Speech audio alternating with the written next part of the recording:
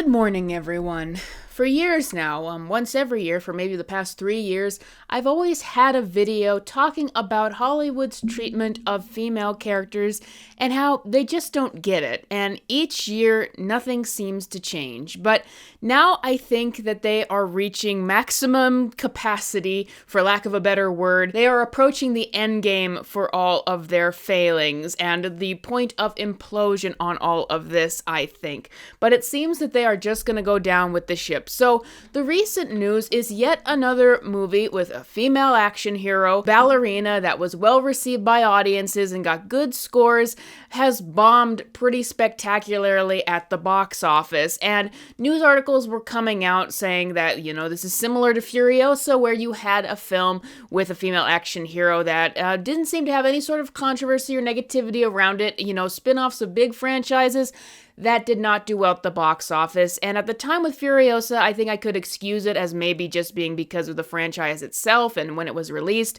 But it's pretty obvious to see a trend at this point. But these articles were noting that once upon a time, you used to have very successful female action hero movies at the box office, noting Angelina Jolie in particular made a career off of it. People did used to love movies with female action heroes. And I gotta say, girl boss and girl power, those didn't used to be dirty words or anything like that. But obviously, something had to change in between this time to make it to a point that people wouldn't want to see movies with female action heroes, even if the characters involved were well written, didn't follow any bad tropes, and got well received scores from everyone. Now, I think it's interesting because this is coming in the wake of some of the negative discourse we've been having about the Fantastic Four movie and that becoming really just a Sue Storm movie. Interestingly enough, though, I was listening to a bit of Beyond the Trailers coverage talking about Fantastic Four and the potential of it being an MCU movie. And she seemed very squeamish about using that term, even though she was criticizing the direction that Marvel was going once again with this. The accusations of the MCU. I think they're really, I think that I certainly want women to have strong roles and to be leads, but I think there's always a problem when there's a feeling of not joining the party, but taking away from someone else. So I think that that's where the MCU conversation comes from. Not that women are part of the group. It is a horrible term, Faye, but I'm not quite sure what else to call it. And it's having real repercussions in the space. So it's not that women are part of the group. It's that it's being perceived that the female characters are pushing out the male characters. And I think that it was a combination of not wanting to attract some of the people who might take the criticism about these female characters too far to her channel and might become toxic about it, and also not wanting her audience to think badly of her with what she was about to criticize. And I have to say, though, Grace kind of got it. Like, I've criticized Grace before, but I think that in some areas she actually does really get things right. And she did understand, this is not about hating female characters. It's about pushing it too far. But she still seemed very afraid to criticize this certain aspect, even though she seemed to be able to tell that it's going to lead into a very negative areas. And I have to say, you should not feel bad about criticizing how Hollywood has handled female characters and where that has led, because it is destructive. The way that they've been handling it has been destructive for everyone involved, not just female characters, not just the female viewers in the audience, not just the male characters, not just the male viewers in the audience, but everyone involved. This has just been a self-destructive thing that Hollywood has done, and it's not being done to empower women. It's not being done to create good female characters. It is being done, I think, for some very negative ulterior motives. Now, before you think that this is not happening, that the over push and this negative, toxic push of female characters is happening, let's look through, shall we? I think you have to bury your head in the sand to not see the negative way that female characters have been pushed over the years and how it is bad for everyone involved. Now, this seems to be something that is affecting all of Hollywood, but it seems that other companies other than Disney haven't gone as far. Like James Bond kind of had that recently, but it didn't go that far. How to Train Your Dragon, I noticed the live action remake. Astrid has always been a strong female character. She's always been very tough. And the entire point of Hiccup is that his strength is in his heart and his intelligence, and he is the non-traditional version of masculinity that his village expects. And his whole story is proving that even if he doesn't fit with the conventional version of strength that everyone around him thinks, he was actually the strong one at heart all along. So they did seem to push it a little bit more in the film with an added scene where Hiccup was cowering a little bit more towards Astrid, and she seemed a lot more ambitious, wanting to be chief. They seemed to push it a little bit more on her end, but ultimately they kept to the core story where Hiccup's arc and Astrid's arc ultimately plays out the same way, and he is still the main character of the film who pulls through at the end and Astrid falls in love with, whether you think it was done as well as the original or not. So we can see that that is happening at all companies. And guys, you don't think that studios or companies or even entire areas of art can't have very rigid institutions around them, even if the rules sound ridiculous? I would encourage you to look up the Hays Code or the Comics Code Authority. The Comics Code Authority in particular, the rules implemented over comics during the 50s and 60s, they would just get ridiculous. It was stuff like good must triumph over evil at all times, or divorce must never be depicted in a positive light. It was ridiculous rules like that, and rules that actually just hampered storytelling, and it was all just nitpicking and trying to rein things in so that the people behind the scenes would control the kinds of stories being released so that the correct message would come out of it. And that's what I believe we see with a lot of current films. Now, once again, it might not be happening with other companies as much, even though we can see a little bit of it, but it is especially happening with Disney. The trope of putting down the male character to try to elevate the female character and ultimately just tearing them both down. Let's look at some examples. What I guess we would now consider girl boss films, for lack of a better word, or the trope of taking a male-centric franchise and replacing it with a lot of female characters started back in Ghostbusters 2016. Now, that's another point of this video. This stuff has been going a long time. If you're upset that I keep repeating myself on this stuff, well, it's been going on for almost 10 years at this point, and it just isn't changing. But anyway, Ghostbusters 2016 was probably the start. But then we can see other examples, I bet no one has brought this up, but Cars 3 in 2017. Cars 3 is a movie about Lightning. The main character is getting older in life. He's slowing down, but he wants to prove he still has it in him and can still race. And throughout the course of the film, he tries to train to get up to that level again.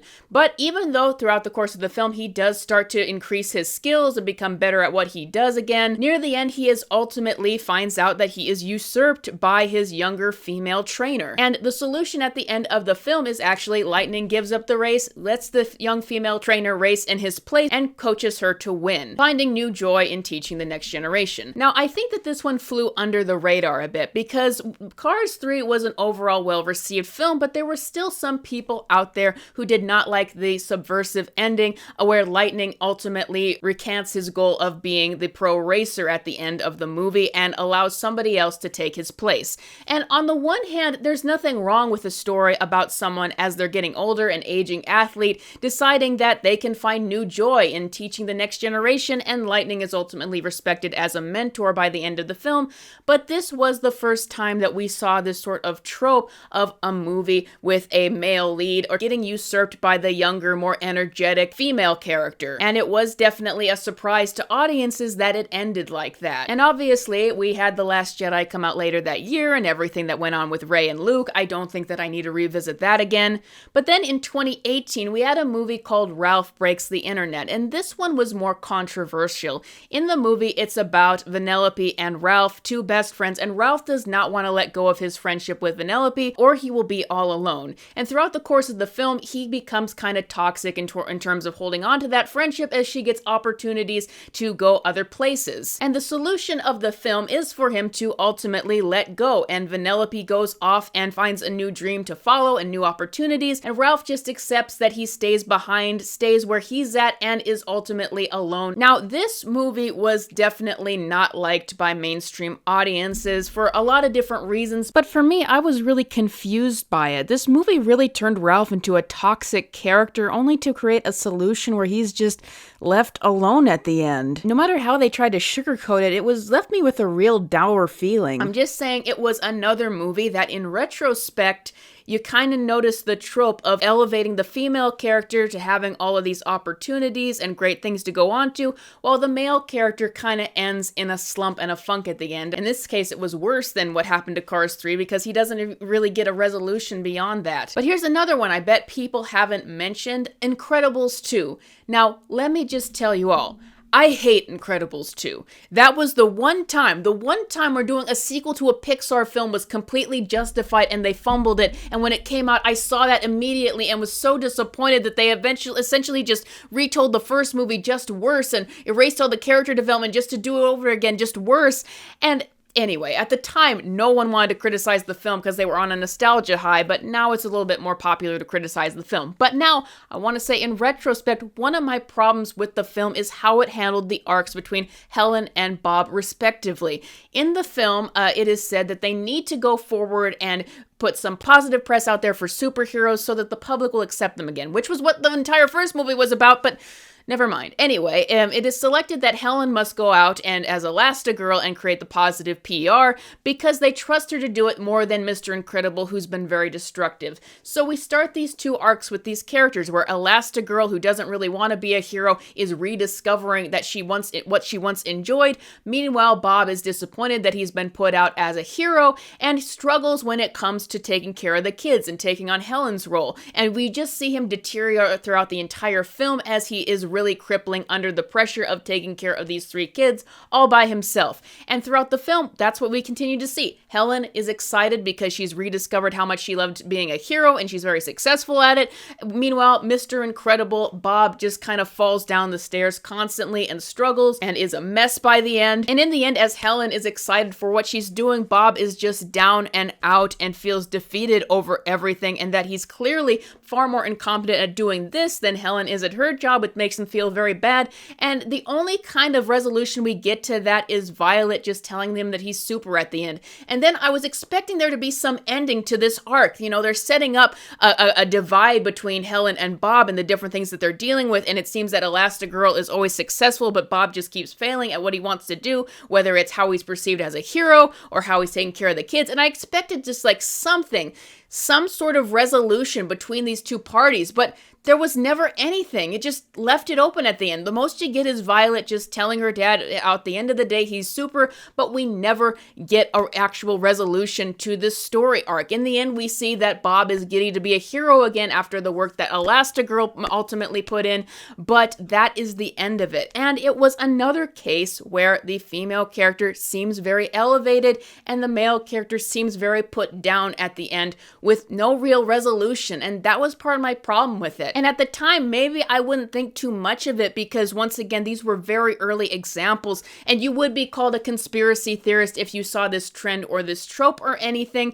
But after all the years since then, the Obi-Wan show, the Indiana Jones, and all of this stuff happening with Disney movies, you just see it as a consistent trope where they downplay the male character, they kind of put him down and put him in a more sad position and elevate the female character. I mean, if you're not convinced that this trope absolutely exists at Disney and there must be some sort of institution pushing it forth, the canceled Blade movie, during the documentation of all of the bad things that happened behind the scenes in the production hell of Mahershala Ali's Blade movie, they admitted that at one point the movie had devolved into a story about Blade's daughter going on a journey of self-discovery, with Blade being the fourth lead of the movie.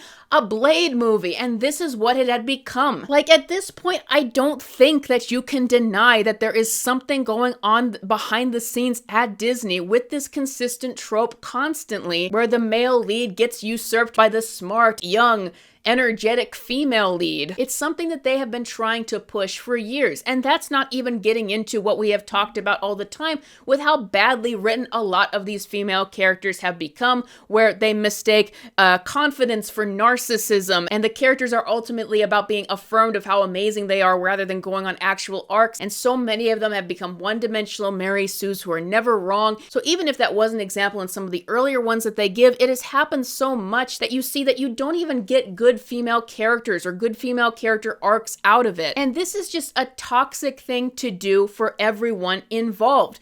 What it results in is, as we've seen with some male characters, it results in the shafting and assassination of a lot of male characters. Like, you were gonna have Blade shafted out of his own film. Luke Skywalker was famously assassinated. Indiana Jones, even though they tried to make a bit of a reversal at the end, that clearly just was not the tone of an Indiana Jones movie. It did not make sense to start it in such a dour note. That was not the franchise that was made popular. It causes a lot of assassination and shafting when it comes to male characters, but it also creates a lot of negativity towards the female characters, as we've seen. When a female character is pushed as nothing but a cardboard cutout of being great and amazing at everything and is pushed above everyone else and pushed at the audience so much, and maybe at the expense of other characters who get assassinated in favor of it, then all that does, it does not create new female characters that people love to watch or that they relate to. It only creates resentment for those female characters,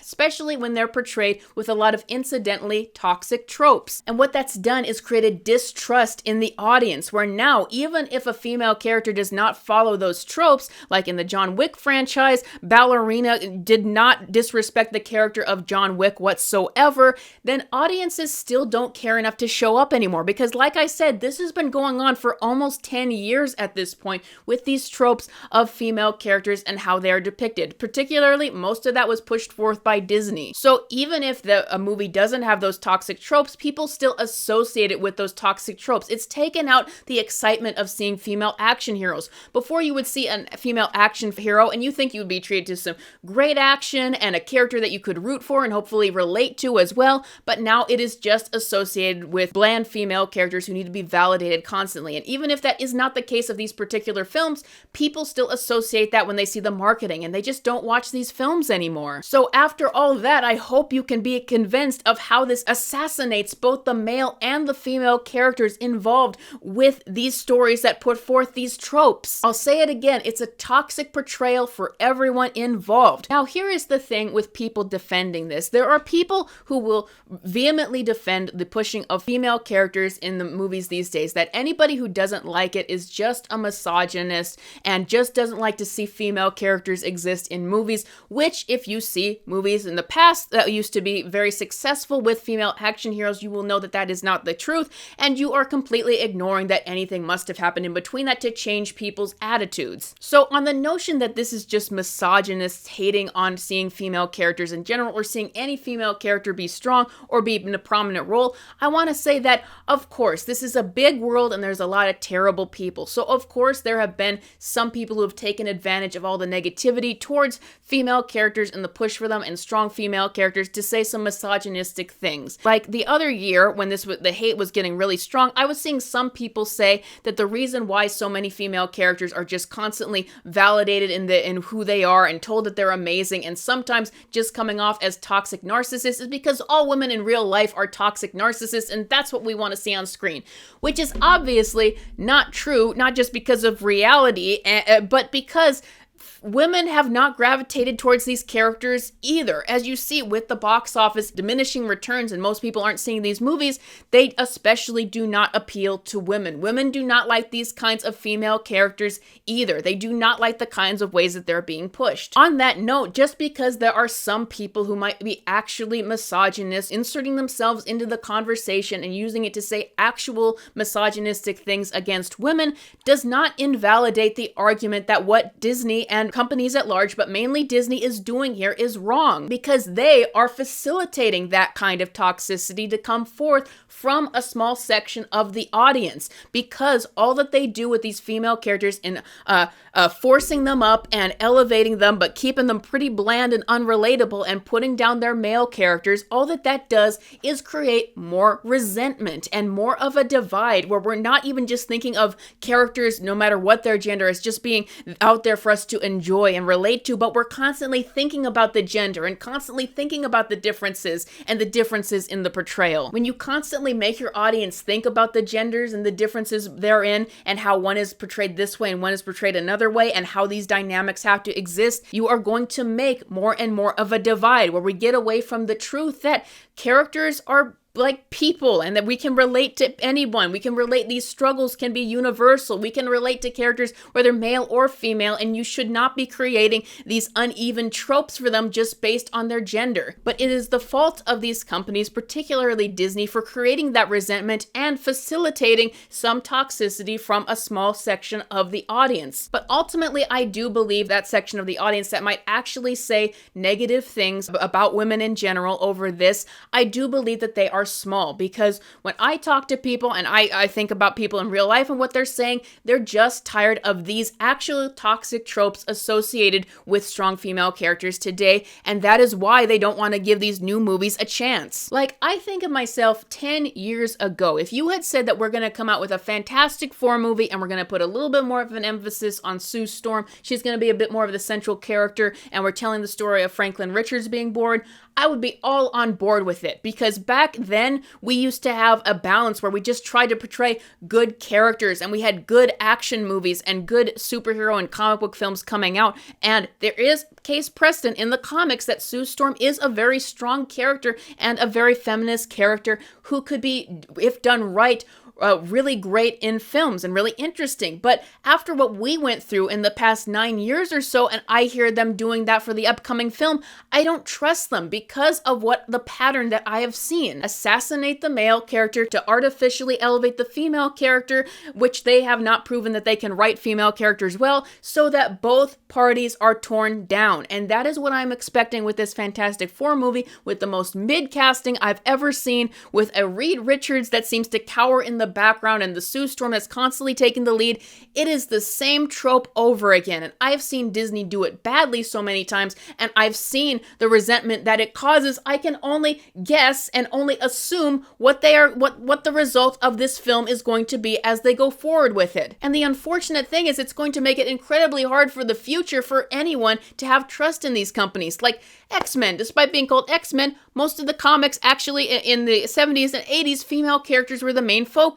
And you would be well within your rights to do that with an upcoming Marvel film because of the source material. But if they did that now, most people would have a negative reaction to it, while they wouldn't have before, because that is what Disney has created. They have created that distrust because they have shown the uneven, negative way that they will depict both male and female characters. And at some point or another, you have to admit that it just seems more than just incompetence behind the scenes. And it seems more than just maybe an overcompensation that might have happened during the era of Me Too, where there was a little self-deprecation of, yeah, men do suck, and yeah, they do terrible things, and we'll elevate the women as an apology. At this point, it just seems like a maliciousness, like they just take pleasure in tearing down the male lead and elevating the female lead because of whatever axe they have to grind. It's not a healthy thing, and that kind of toxicity, I know I'm saying that a lot, but that kind of toxicity from the people behind the scenes, when they spread it into these movies, they just spread it to everyone else, and that has to stop. If this kind of teardown of male characters is happening out of hate, well then hate begets hate, and that is what we're seeing from the audience. But audiences don't watch movies for that. They watch them for escape and to be entertained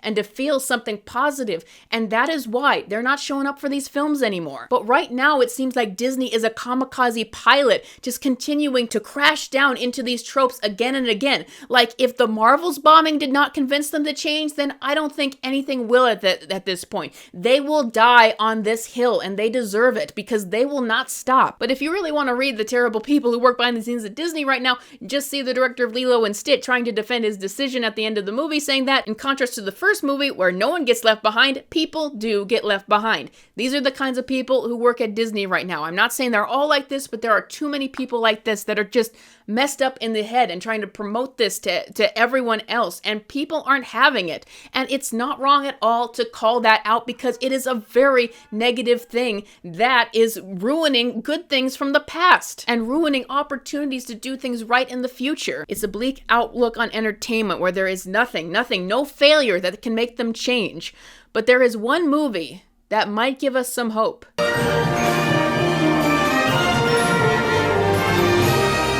Spaceballs. Yes, I'm actually hoping that that movie comes forward and makes fun of a lot of this stuff that is happening, because that is just going to be a joy and a breath of fresh air after all of this, after everything that they've been through. You know, these days I just have all the inspiration sucked out of me by seeing modern films and how uncreative they are and how unoriginal they are and how toxic the people behind the scenes are. But when I watch old films and see the actual creativity and the thought put into things, even in something like Spaceballs, it just reinvigorates me all over again. I'm hoping that that Spaceballs sequel, which is another movie where I think a sequel is justified, I'm hoping that that makes fun of a lot of the tropes of these new movies. But in the meantime, this is what I say at the end of a lot of my videos. I am done with the draft of my script. Finally, I just need to proofread it. We need to get together and make our own stuff, because the current industry is not going to change. And we need to go and make characters that actually feel like humans, whether they're male or female. Just write human characters that don't have to adhere to these specific tropes. And so we need to go forward with that. But that's all I got for you guys today. Thank you for watching this video. If you like what you heard in this video, please consider becoming a member or a patron for my exclusive behind-the-scenes vlogs there, or just to support the channel. Thank you all for watching, and I will see you guys next time.